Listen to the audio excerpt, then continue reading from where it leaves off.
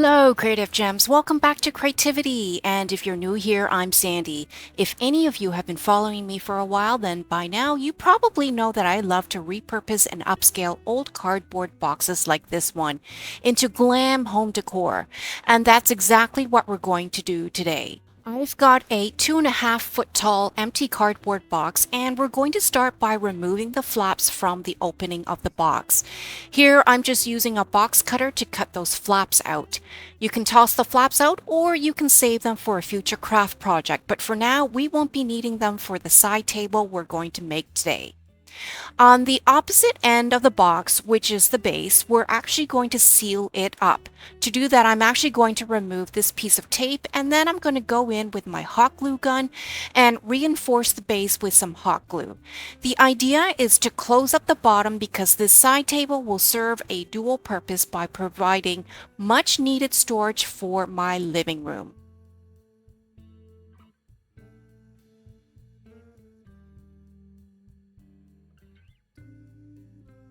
Okay, so now that that's done, we're going to work on embellishing the outside of the box with some mirrors. In fact, I've got a whole assortment of mirrors we're going to use, mostly from the dollar store. I've got a variety of sizes, only to make sure I can cover the outside of the box as much as possible with mirrors. The big frame mirrors are from the Dollar Tree, and I'm actually going to remove the frames because otherwise they'll be too big for even the two largest size of my box. I'm going to place one on each of the two largest sides of the box using a combination of Fix-All as well as some tacky glue to make sure we get a really strong, long-lasting hold.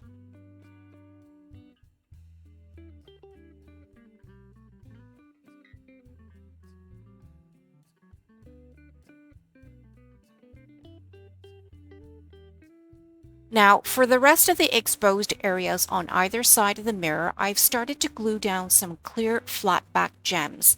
I found these gems on Alibaba many years ago, and this is the last batch of gems that I have left. I'm using tacky glue for this instead of hot glue because I find the hot glue dries way too fast, and I want to make sure I have enough time to position each gem in exactly as straight of a line as possible. Once I've got all the gems laid down, it may take an hour or so for the tacky glue to fully cure, so just be careful not to disturb them while you work on the rest of the box. Now for the areas of the box that are still exposed, I'm just going to cover the space with a string of silver beads because I really don't have any other gems or mirror tiles small enough for that area. For the two smaller sides of the box, we're going to be using smaller frameless mirror tiles that are typically used as candle holders.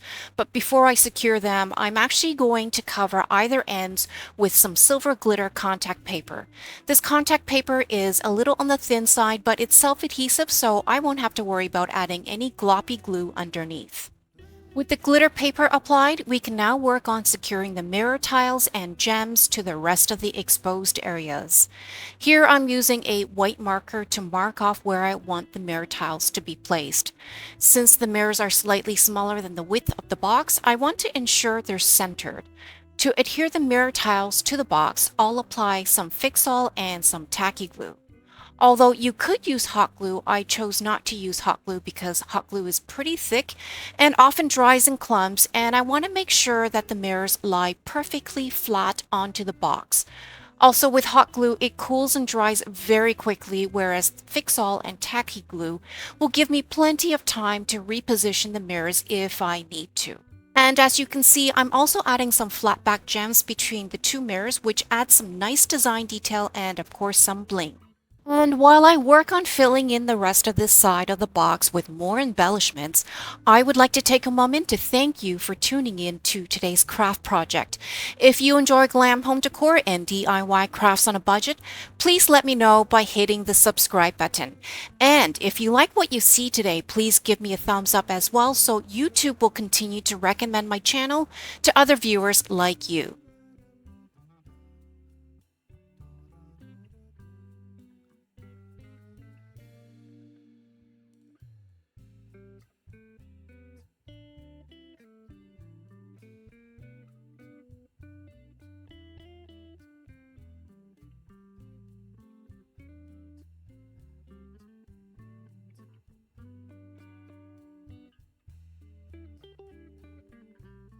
Okay, so here's what it looks like so far.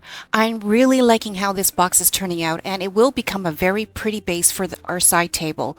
But what I think I'm going to do is go back in and cover up the silver glitter paper that we just applied earlier. I decided that I wanted to have more mirrors on this side of the box, so I'm going to place a panel of mini mirror tiles onto the silver glitter paper. I found these mini mirror tiles at the Dollarama, but I think they only have locations in Canada, so if you're looking for these, check the links down below in the description box because I was able to find these same exact mini mirror tiles as well as the larger frameless mirror tiles I used on the box online. And in fact, if you ever need to stock up on your own craft supplies, I always leave links to all my favorite craft supplies, tools, and embellishments in the description box for all my videos.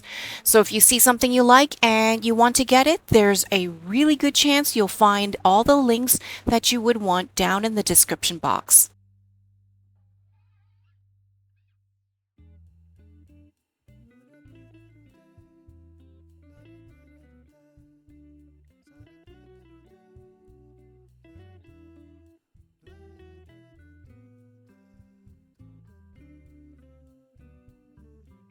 Okay, so with all the mirrors secured onto my box, here's what the box looks like now. And now I'm going to turn it over so we can work on the bottom of the box. So what I want to do is add some height to my side table. This box comes up just a tad bit short for my preference, so I'm going to add some legs to the bottom and that way it can stand a bit taller.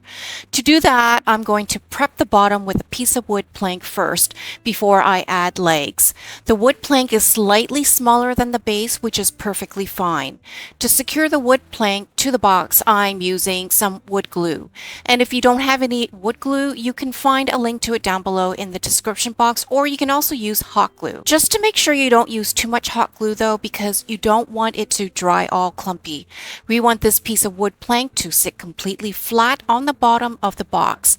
In fact, I'm going to go ahead and add a tiny bit of hot glue as well, just so we don't have to wait for the wood glue to fully cure before working on the rest of our side table. Next, I have this empty cookie tin container. It's already pretty as it is, but what I want to do is cover the sides with a panel of mini mirror tiles so it matches the rest of the side table. I like crafting with these mini mirror tiles because they're easy to cut to size and they're self-adhesive, so there's really no mess whatsoever. And because they're so small, it's really easy to maneuver them around the rounded corners and edges.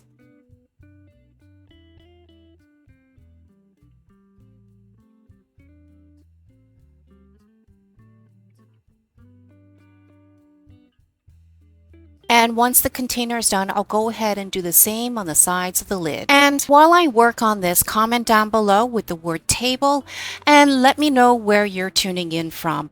I always love reading all your comments, seeing your feedback, and discovering where you're all from. With the mirror panels on the sides of both the container and the lid done, I've set the lid aside and I flip the container over upside down so we can add some legs to the bottom of the container. This will then become the base of our side table, and the box that we embellished earlier with the mirrors will sit on top of this container. I've chosen a set of 4 clear glass tea light holders as legs. I found this entire set at the Dollar Tree and I think they'll be the perfect size for the side table we're making. I'll place 1 tea light holder on each of the 4 corners, and then I'll go ahead with my fix-all and some hot glue by applying a bit of both to the bottom of each of the tea light holders.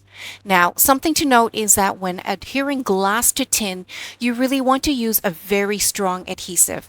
Normally, I would prefer to use E6000 for this, but I ran out and haven't stocked up yet, so Fix-All is the next best thing since it's also a super glue. I'm also adding a bit of hot glue, but just to let you know, hot glue does not bond glass and tin very well at all, so I'm simply using hot glue as a temporary bond so the glass legs don't slip around while we wait for the Fix-All to fully cure.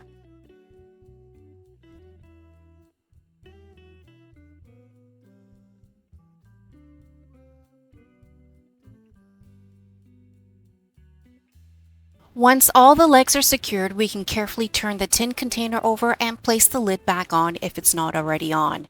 Now I've got our mirrored box standing on top of the tin container.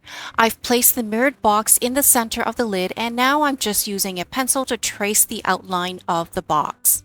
With the outline of the box traced out on the lid, now I'll know exactly where to place the box once I have applied the glue. I've got the box turned over again with the wood panel facing up, and we're going to apply some glue onto the wood panel. I've chosen to use Weld Bond because it's an all-purpose glue that is supposed to work well on wood, tile, glass, foam, and other materials. I also like using Weld Bond because it doesn't have a strong odor like Fix-All or E6000. So we'll go ahead and apply a generous amount all over the wood panel, and then we're going to turn the box over and stand it back onto the tin container lid.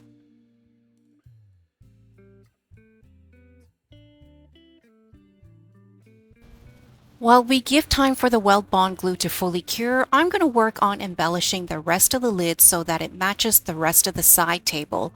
I'll stick panels of the same mini mirror tiles we used earlier all over the exposed areas of the lid, but I'll leave the rounded corners alone and deal with those later. Essentially, when I'm done this lid, it's going to have a very cohesive look to the rest of the side table base, and it's almost going to look like it's all one single piece. And while I work on this, comment down below with the word table and let me know if any of you out there have any mirrored pieces of furniture at home. And if you do, did you make the furniture yourself like I am, or did you buy yours from a fancy furniture store? For me, I absolutely love mirrored furniture, but price aside, I find it way too clunky and stressful to buy it from a store and then figure out a way to get it safely into the house. I don't want to pay for delivery, but if I try to bring the furniture piece home myself, it may not fit in my car, and even if it did, I would be so scared of breaking the mirror on the furniture while bringing it home. So my compromise is simply to make my own pieces. Now, I know what I make is not the same as what I could find in a store, but I guess it's a bit of a compromise, and plus I love the challenge of coming up with new and creative ideas to furnish my home. Okay, so I've got the mirrored tiles down, and for the corners, I'm applying a few strips of self-adhesive silver trim that I custom cut to the shape of the rounded corners. I'll finish up the remaining corners, and then we'll come back with some finishing touches for the inside of the box that we embellished. So when I first started crafting with cardboard boxes, some of you left me comments and suggestions to remember to embellish the inside of my cardboard boxes. I used to leave them untouched, and many of you didn't like that. So I'm going to start by adding an insert to place inside the bottom of my box. This piece of scrap foam board has been measured and cut to size, and now I'll take a piece of silver glitter faux leather fabric to cover it. We'll only need to cover one side because the flip side will be facing down, so no one will ever see it.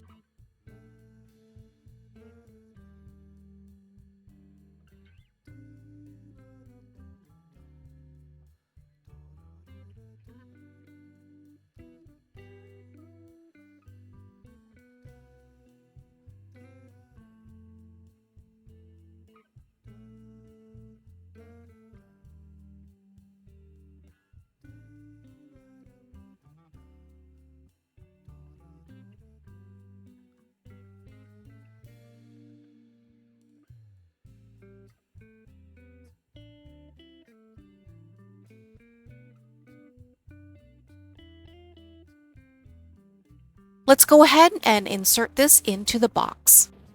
Check that out. It's sitting on the bottom of the box and it looks like it fits perfectly. So the next thing that I'll want to do is cover the sides of the box with the same silver glitter faux leather fabric. To do that, there's actually two ways to get the job done. You can either measure the sides and cut the fabric you need based on your measurements, or you can do what I'm doing, which is placing the whole roll of fabric inside the box.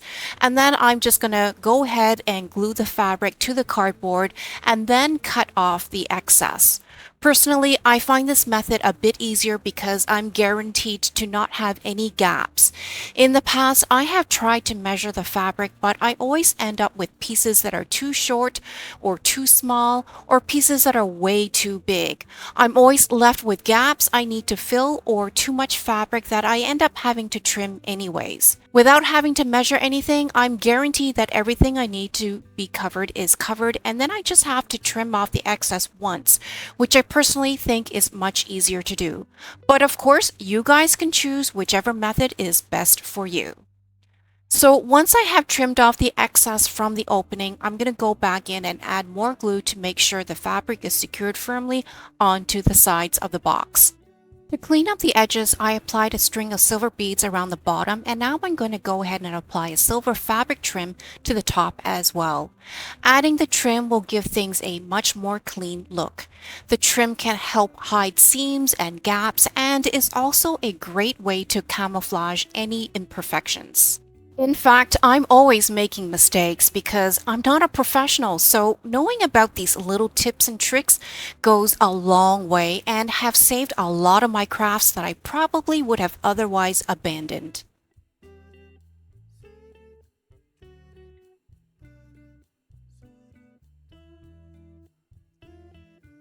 Okay, so with the base of our side table built and embellished, let's now start on making a tabletop.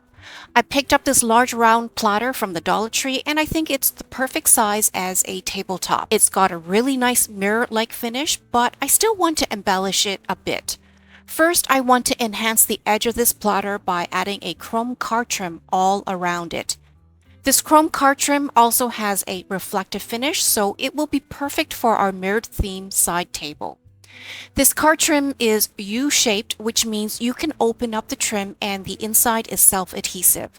So all I need to do is open it up just wide enough to insert the edges of the platter into it.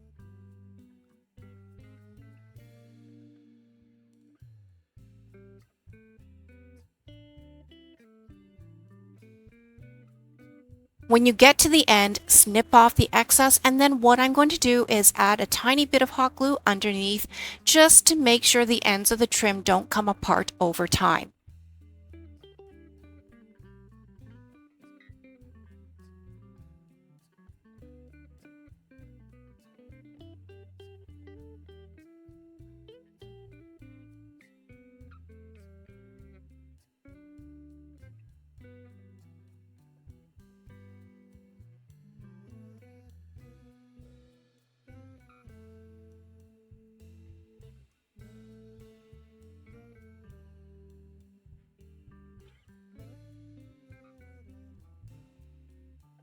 And of course, to clean up the seam, I'm just going to cover it up with a small piece of silver rhinestone trim. And the trim will also hide any extra glue that may be oozing out of the seams. Once the seam is covered, I'll add a similar piece on the opposite end.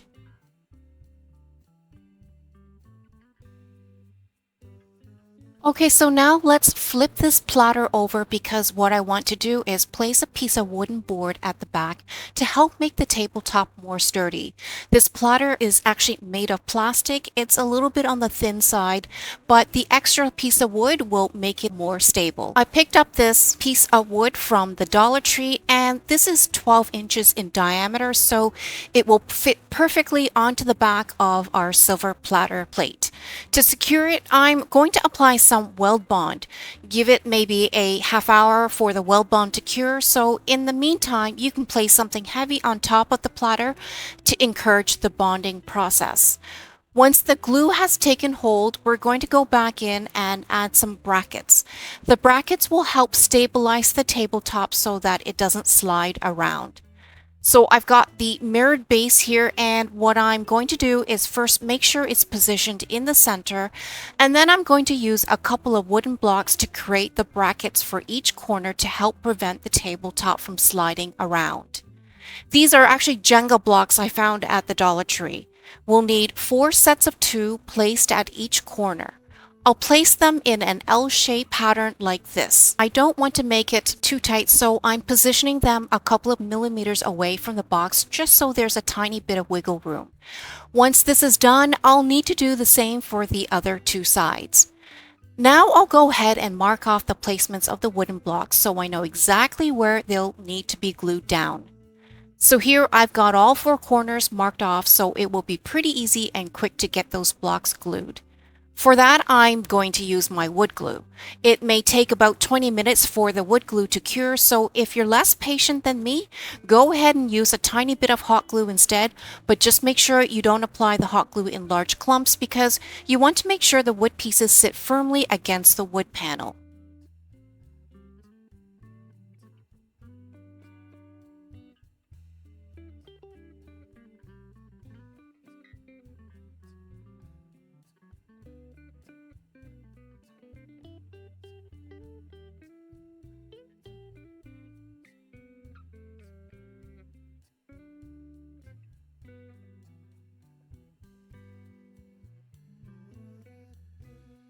Next, I decided to dress up the outside of the wood blocks with some silver crystal and rhinestone trim. This step is actually optional, but if you think your wooden blocks might be visible, go ahead and dress them up.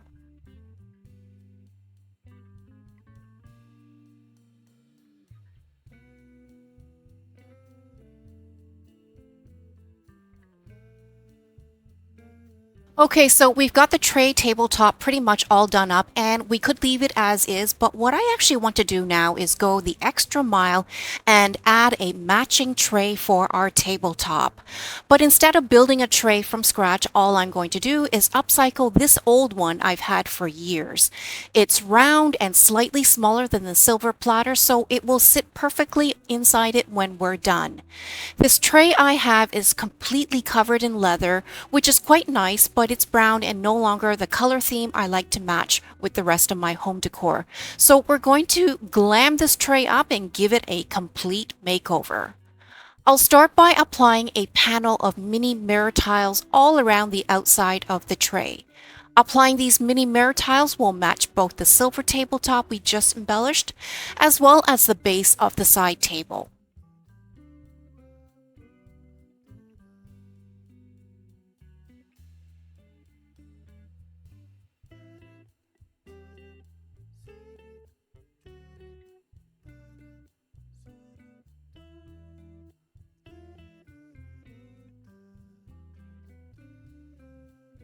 Once the outside is dressed up with the mirror tiles, I'm going to start working on the inside of the tray as well. First, I'm going to paint the top edges of the tray using my silver chrome paint marker. This chrome paint marker is amazing because it is super glossy and actually has a reflective finish.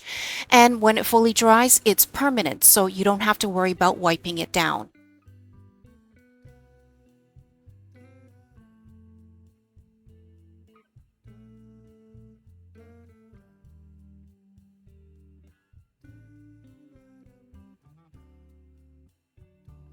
Now for the main part of the tray, all I'm going to do is slap on a few coats of bright white paint. Alternatively, if you have a round mirror that fits this space, go with that, but I don't have any more large round mirrors, so I'm just going to go ahead and paint it instead. And plus, I really like the leather pattern on this tray, so I want to keep that exposed as much as possible. Now, in case you're wondering what kind of paint to use, I would recommend using any leftover household paint you might have. I've got some leftover from a home reno from a few years ago, so this paint is really good quality and thick. If you're going to use the acrylic paint from the dollar store, you may need to apply several coats to completely cover the original coloring of your tray. So I'll continue painting this and then I'll leave it to dry for a few hours. And then I'll come back to show you the final results. So it's the next day and I'm really happy with how the paint looks on the tray. And it's great that I can still see the leather print pattern underneath the paint. So the last thing we need to do now to finish this tray off is to embellish the sides of the tray on the inside. We can either place more mini mirror tiles inside, or in my case, I've chosen to apply the silver trim instead. This trim is absolutely beautiful, and check out how flexible it is, which means we'll be able to apply this all along the curves of the tray. So I'll just go ahead and continue peeling away the wax backing as I apply this trim to the inside of the tray. And by the way, this trim can also be easily cut to size with scissors. Now, since this tray is slightly narrower than the height of the tray, I still have some of the original brown peeking through. So all I'm going to do is take my silver chrome paint marker and paint that up.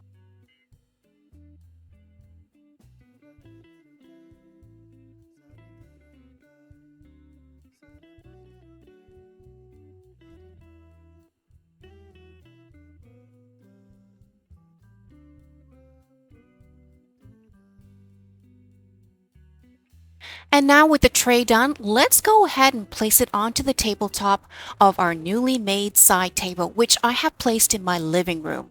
The tray fits perfectly onto the tabletop, and it also matches perfectly with the rest of the table. If I place some snacks and drinks on the tray, I can easily remove the tray and bring the whole thing back to the kitchen. And check out the base. This is secret storage number 1. Not that I have anything to hide, but if I wanted to, I could put some things inside this container and then place the lid with the rest of the tabletop on top. The base with the legs we added also give this table some extra height, which will make it go perfectly right beside an armchair, just like I have here. The round tabletop won't slide around because we built some brackets onto the bottom of the tabletop, but it's also easily removable. Lifting up the tabletop reveals secret storage number 2. Comment down below with the word secret and let me know what I should place inside. It's definitely tall enough to place some umbrellas inside if I have this table out by my front door. Or how about some house slippers? Everyone is always looking for slippers to keep their feet warm, especially in the wintertime, so this might be a great solution to make them very accessible, but also keep the clutter away when the slippers are not in use. And if you want to change things up, how about swapping the round tabletop for a square or rectangular one? I made this rectangular one out of a piece of foam board and then added a bunch of mirror tiles to the top. If you enjoyed today's craft tutorial, let me know down in the comments. And if you feel inspired, please like and subscribe to my channel and share with other creative gems. Also remember to hit the notification bell so you can be notified every time I have another DIY glam project on my channel.